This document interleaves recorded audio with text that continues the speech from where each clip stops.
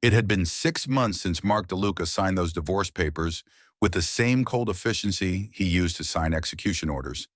6 months since he told Naomi, the soft-spoken waitress who had somehow slipped past every wall he'd built, that her pregnancy was a liability his empire couldn't afford.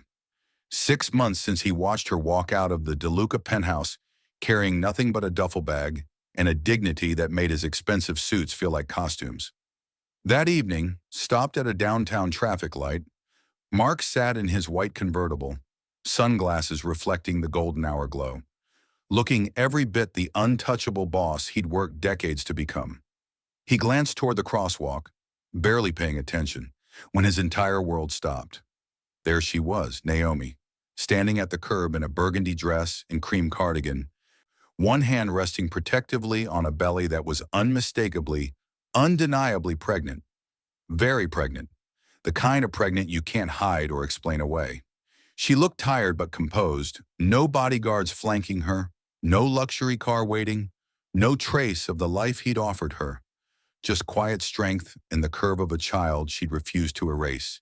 And in that instant, Mark understood something that would haunt him more than every life he had ever taken, every deal he had ever broken, every enemy he had ever buried. She had never gotten the abortion. The child she was carrying was his, and he had abandoned them both based on an order he'd given without ever checking if she'd obeyed. The light turned green. Cars honked behind him. Mark didn't move, couldn't move. His hands were frozen on the steering wheel, his pulse hammering in his throat like he'd just taken a bullet. His empire, his reputation, his power, all of it suddenly felt like ashes in his mouth.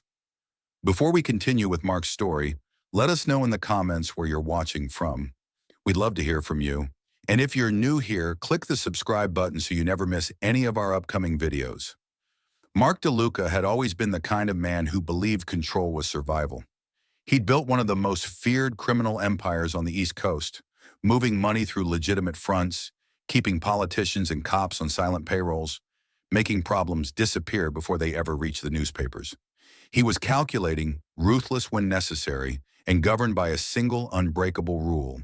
Never show weakness, never give enemies leverage, never let emotion cloud judgment. He owned clubs, warehouses, entire blocks of commercial real estate that served as fronts for operations the law couldn't touch. Everyone owed him something, a favor, a debt, their silence. Mark moved through his world like a ghost in expensive tailoring, always 3 steps ahead, always untouchable.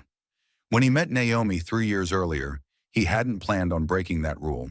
Lori was an institution in the neighborhood, an elderly black woman who'd been running the same 24-hour diner for 30 years. Her place was neutral ground in the city's underworld. Nobody spilled blood near Lori's cafe. Gangsters, cops, night shift nurses, insomniacs. They all sat at her counter, ate her food, and left their wars at the door. Mark respected her in a way he respected few people. She'd served coffee to 3 generations of criminals and never once flinched or asked for protection money. He'd stopped in late one night after a particularly tense negotiation, still wearing his tailored suit, tie loosened, mind racing through contingencies. The place was nearly empty except for one waitress wiping down tables in the back. Naomi. She was young, mid-20s, with natural hair pulled back in a simple bun, intelligent eyes and hands that moved with practiced efficiency. When she approached his booth, she didn't flinch at the blood on his cuff, didn't ask questions, didn't flirt or cower or try to impress him. She just poured his coffee, set down a menu, and said, "Rough night?" Her voice was calm, almost kind. He found himself coming back. At first, he told himself it was strategic. Lori's diner was useful for discreet meetings, a place where he could talk business without electronic surveillance. But soon he was scheduling deals around late-night shifts just to see Naomi refill his cup and exchange quiet jokes that made him feel, for the first time in years, like something other than a weapon. She was smart, observant, quietly ambitious. Mark learned she was working double shifts to pay off old medical debts left by her grandmother and to help her younger brother get through community college.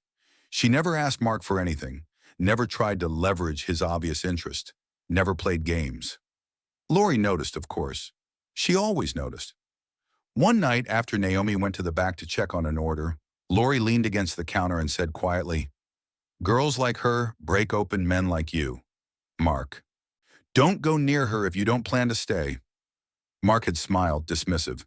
He wasn't some lovesick fool. He could handle this. He was wrong. Over the next 6 months, Mark courted Naomi the way other men courted danger, carefully, obsessively, unable to stop even when every instinct screamed it was a mistake. He sent flowers to the diner, not to Lori, but to Naomi. He made sure street gangs knew the diner was under his protection. When a drunk customer got aggressive one night, Mark appeared within minutes and made it clear that disrespecting Naomi meant disrespecting him. Naomi resisted at first. She knew who Mark was. Everyone in the neighborhood did. But she also saw glimpses of something underneath the reputation. The way he listened when she talked about her brother's college applications. The way he never made her feel small. The way he showed up when he said he would. Slowly, carefully, she let him in. He started scheduling more meetings at the diner, lingering over coffee just to hear her laugh.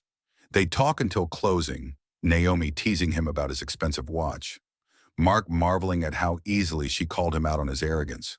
For the first time in his adult life, Mark felt like someone saw him. Not his reputation, not his power, just him. The proposal came on a quiet Tuesday morning, in the closed diner, with Lori watching from the doorway, tears in her eyes. The wedding was small.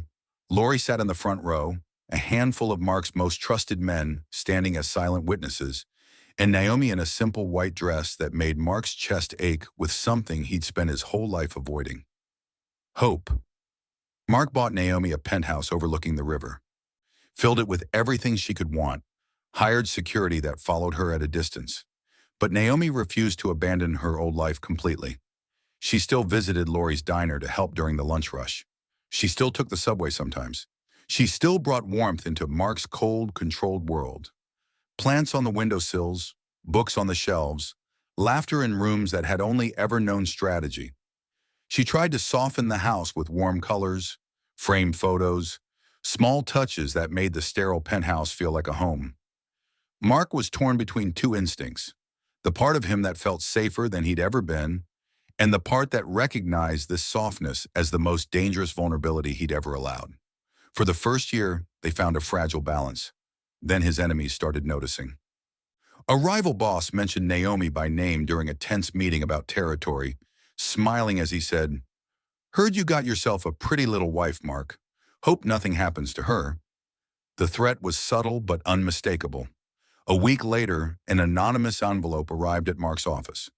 Inside was a photograph of Naomi leaving Lori's diner, her face circled in red marker. The message was clear. We see her. We can reach her. Mark's fear metastasized into control. He insisted Naomi stop working at the diner. He assigned more bodyguards. He started tracking her movements through his security team, justifying it as protection. Naomi pushed back. She wasn't a possession to be locked away. She'd married Mark knowing his world was dangerous, but she wouldn't disappear into it. She wouldn't become a prisoner in a penthouse. Their arguments grew sharper, more frequent. Mark convinced himself he was protecting her. Naomi felt like she was suffocating. The warmth between them started cooling into something colder, harder, more brittle. Then one evening in late spring, Naomi came home from Lori's looking pale, her hands trembling slightly as she set down her purse. Mark was in the living room reviewing surveillance reports from a warehouse shipment. He looked up, irritated by the interruption, already preparing to lecture her about going to the diner without his security detail. Naomi sat down beside him, took a breath that seemed to shake her entire body, and said the words that would shatter everything. "Mark, I'm pregnant." She was about 6 weeks along. She'd taken the test in the bathroom at Lori's diner, hands shaking, and Lori had cried with happiness when Naomi told her. Naomi had imagined this moment differently, pictured Mark's face lighting up, imagined him holding their baby, Lori knitting tiny socks, a future that felt warm and real and possible. Mark felt his chest constrict like someone had wrapped wire around his lungs. This wasn't in the plan. He had a major arms negotiation in 3 weeks that could either expand his territory or start a war. The feds were sniffing around his shipping operations. A territorial dispute with the Volkov family was escalating toward violence. His world was a powder keg, and Naomi had just lit a match. A baby, his baby, was a target painted on their backs in permanent ink. Every enemy he'd ever made would see this child as leverage, as weakness, as the perfect pressure point to break him. He looked at Naomi and saw hope mixed with anxiety in her eyes, waiting for him to say something, anything, that would make this feel less terrifying. She needed him to be happy, to be strong, to tell her they'd figure it out together. Instead, Mark's fear took over. He told her they needed to think about this logically. His enemies would use the child against him. Their life wasn't stable enough for a baby. They'd barely been getting along lately, fighting about security and freedom and control. How could they bring a baby into this world, into his world, where innocence was a liability and love was a weakness that got people killed? Naomi's face changed. The hope drained away, replaced by something colder, something that looked like recognition. "This isn't about logistics, Mark," she said quietly. "This is about whether you trust us enough to choose something real over your control." But Mark couldn't hear her. All he could hear was the ticking clock of every threat he'd ever faced, every rival who'd smile knowing he had a newborn son or daughter to protect.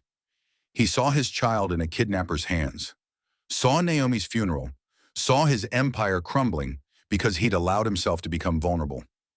The arguments escalated over the next 2 weeks. Mark laid out scenario after scenario, each one more terrifying than the last.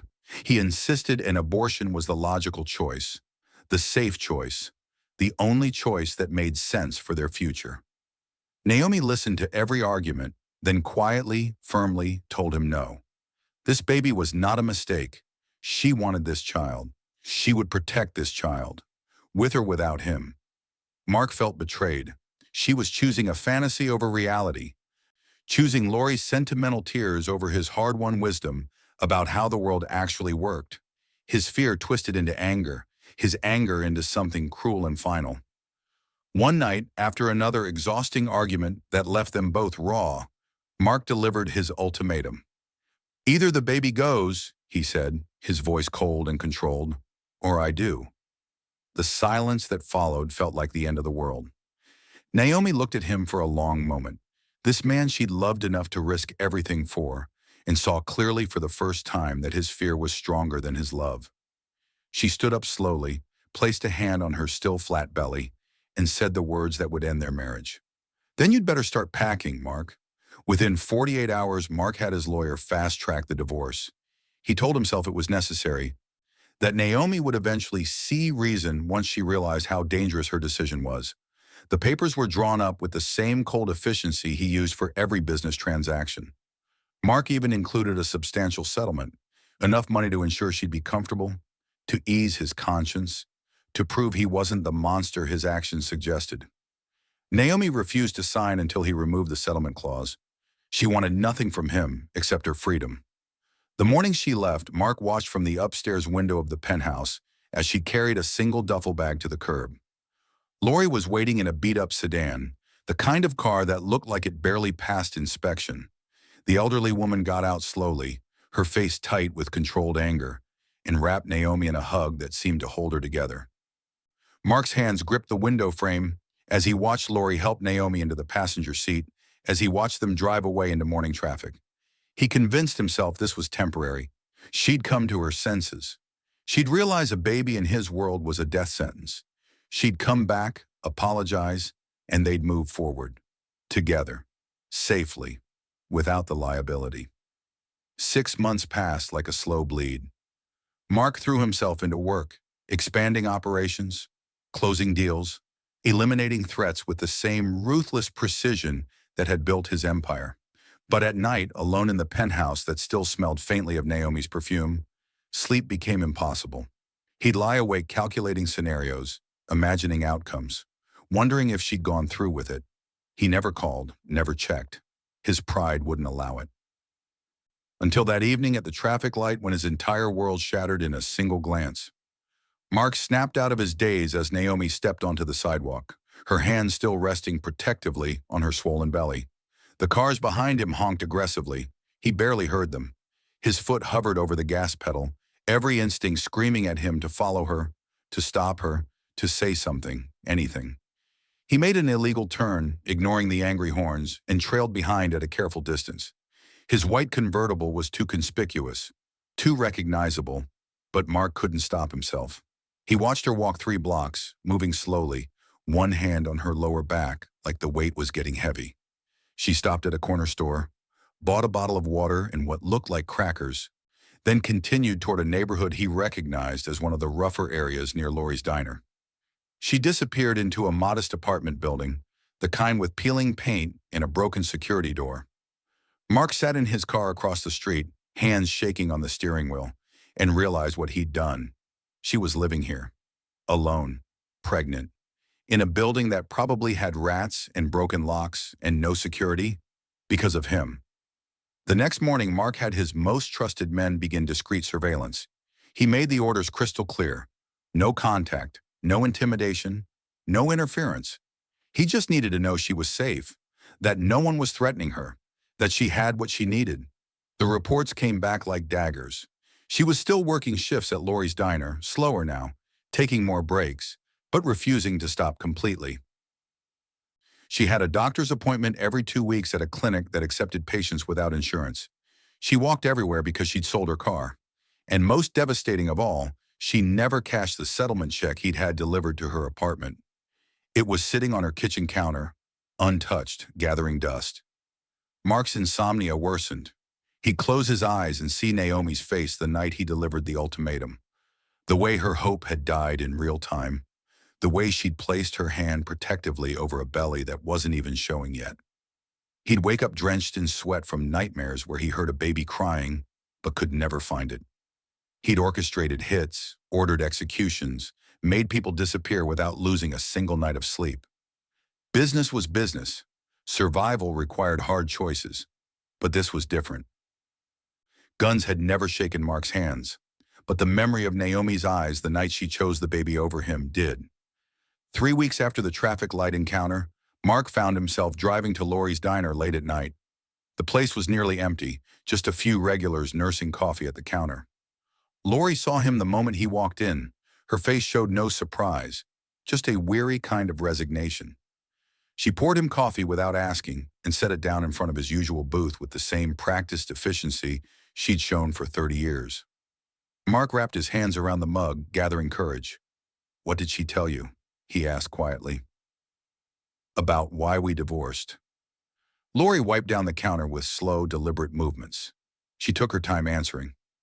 "Said you wanted a different life, that you grew apart, that sometimes people just aren't meant to stay together." Mark's head snapped up. "That's it?" Lori met his eyes with a look that could cut steel. "That's it? Never mentioned what you demanded? Never told anyone about the ultimatum? Never said a word about the real reason?" "But you know," Mark said. "I know because I know you," Lori replied, "and I know her. She came back to me broken, Mark, but she never broke you in return." The words hit him like a physical blow. "She didn't want people thinking you were a monster," Lori continued, her voice soft but merciless. "Funny how she protected the one who broke her." Mark couldn't speak. His throat had closed completely. This woman he'd thrown away, who had every right to destroy his reputation, to tell everyone what kind of man he really was, had chosen silence. Had chosen to protect him even after he'd given her every reason to burn his world down. The guilt nearly suffocated him. Over the following weeks, Mark began making changes he couldn't fully explain to his organization. He quietly paid off Naomi's landlord, had the building's security improved, the broken locks replaced, the exterior cameras installed. All of it anonymous, all of it untraceable. He stationed 2 of his most trusted men a block away, with orders to watch for any threats, any suspicious activity, anyone who might connect Naomi to him. His underboss finally confronted him during a meeting about a shipment dispute. "You're distracted," the man said bluntly. "The Volkov family is testing boundaries. The feds are circling, and you're spending resources on surveillance that has nothing to do with business." Mark's response was cold enough to end the conversation. "Handle the Volkov situation. I'll handle my priorities." But his underboss was right. Mark was distracted, consumed. Every decision now filtered through a single question he couldn't escape. What kind of man abandons his own child? One night, after another bout of sleepless hours, Mark found himself standing outside Naomi's apartment building. He'd driven there without conscious decision, his car almost guiding itself. He stood at her door, hand raised to knock, heart pounding in a way that had nothing to do with fear and everything to do with shame. He could hear her inside, moving around slowly, humming something soft and melodic. Then her voice, gentle and full of love. "Your daddy's not here, little one," she said, clearly talking to her belly. "But that's okay. We're going to be just fine. You and me and Grandma Lori. We're going to be just fine." Mark's hand dropped to his side. He turned and walked away, his vision blurred, his chest so tight he could barely breathe. 2 days later at 3 in the morning, Mark sat in his penthouse with his phone in his hand, staring at Lori's number. He'd picked up the phone 17 times and put it down 16. On the 18th attempt, he finally pressed call. Lori answered on the second ring, her voice alert despite the hour. She'd clearly been expecting this. "I need to see her, Lori," Mark said, his voice cracking. "I can't keep hiding in the shadows." The silence stretched so long, Mark thought she'd hung up. "Then show up like a man, not a boss," Lori finally replied. "Tomorrow, 7 p.m. I'll make sure she's home." The line went dead. Mark sat in the darkness, wondering if showing up would be an act of courage or the cruelest thing he could possibly do. If this story made you feel something, don't keep it to yourself, because the people in your life who need to hear it won't find it unless you share it with them. Mark arrived at Naomi's apartment building at exactly 7 p.m. the next evening. No bodyguards, no expensive suit, just jeans, a simple shirt, and hands that wouldn't stop shaking. He stood outside her door for a full minute before he could force himself to knock. Naomi opened it slowly, her belly enormous now, her face carefully neutral. She didn't invite him in immediately. She just stood there, one hand on the door frame, the other resting protectively on her stomach, studying him like she was trying to decide if he was real or just another nightmare. Mark's carefully rehearsed speech died in his throat. "I saw you," he said finally, his voice barely above a whisper, "at the crosswalk. 6 months ago, I thought you'd done what I asked. I thought the pregnancy was over." Naomi's expression didn't change. "You never called to check. You never asked. You just assumed I'd obey like one of your men." The words cut deeper than any blade. Mark flinched but didn't look away. "I was wrong," he said, "about everything. About demanding you choose. About thinking I could control this. About walking away. I was so afraid of what my enemies might do that I became the enemy." Naomi was quiet for a long moment. Then she stepped aside and let him enter. The apartment was small but clean, filled with secondhand furniture and baby supplies stacked in careful organization. Mark saw a crib half assembled in the corner, a stack of children's books, tiny clothes hanging to dry near the window. Evidence of a life she was building without him. They sat across from each other, the space between them feeling like an ocean. Mark tried to explain. He talked about the threats, the fears, the nights he'd lie awake imagining every terrible thing that could happen. He admitted he'd demanded the abortion, not because he didn't want the baby, but because he was terrified of failing as a father, of watching his child suffer because of his choices, of loving something so completely that losing it would destroy him. Naomi listened without interrupting.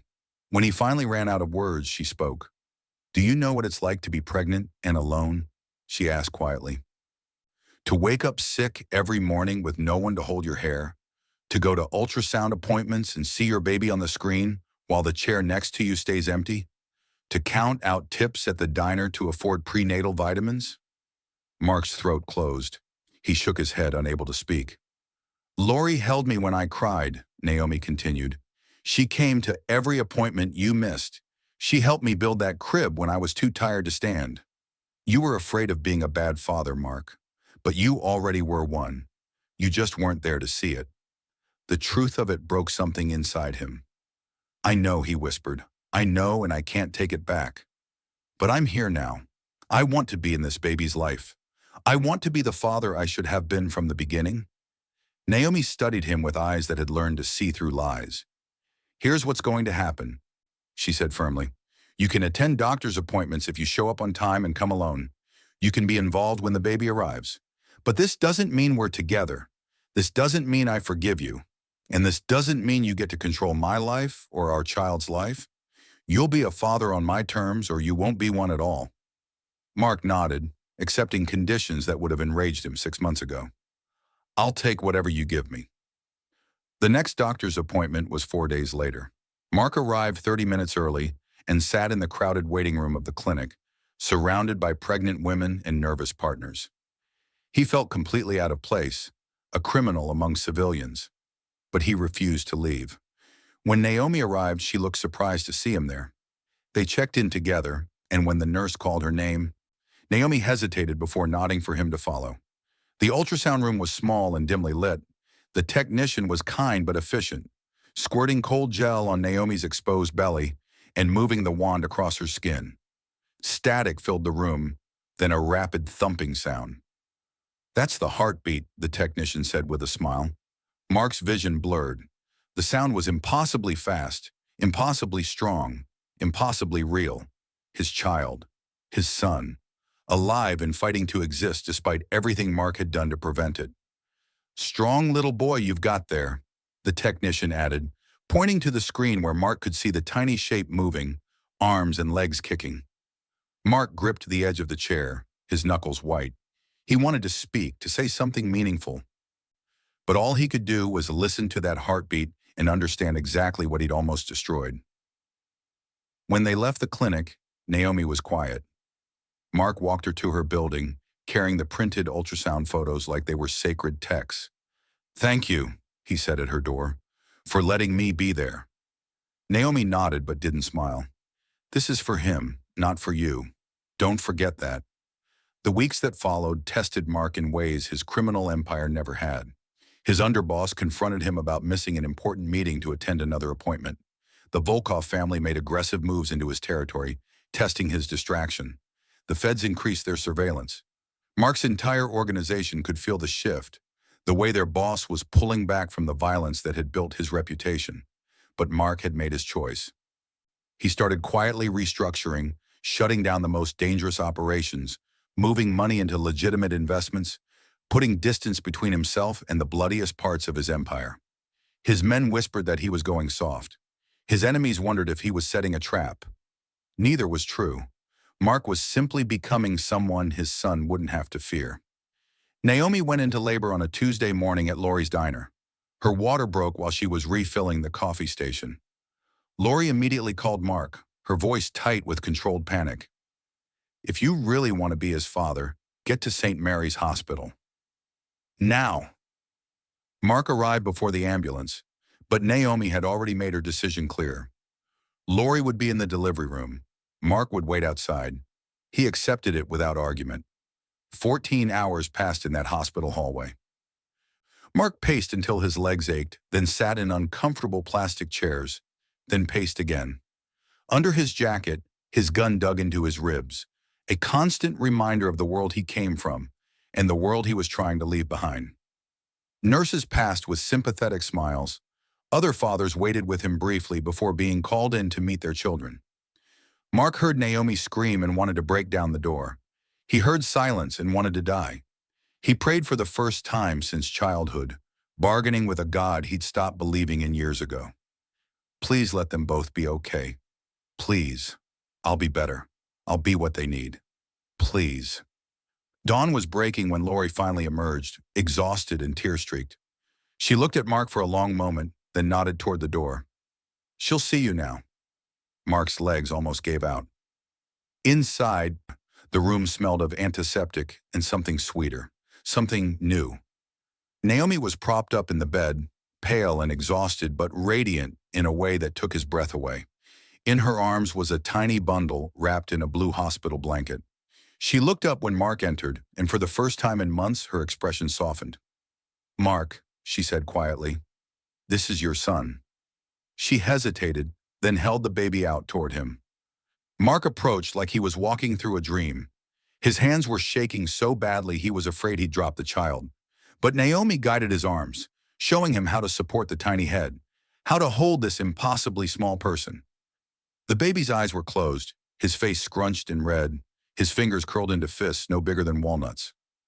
Mark looked down at his son and felt every wall he'd ever built collapse. "Your old man almost made the worst mistake of his life, kid," Mark whispered, his voice breaking. "You're the only deal I'll never regret signing." The baby made a small sound, and Mark's tears finally fell.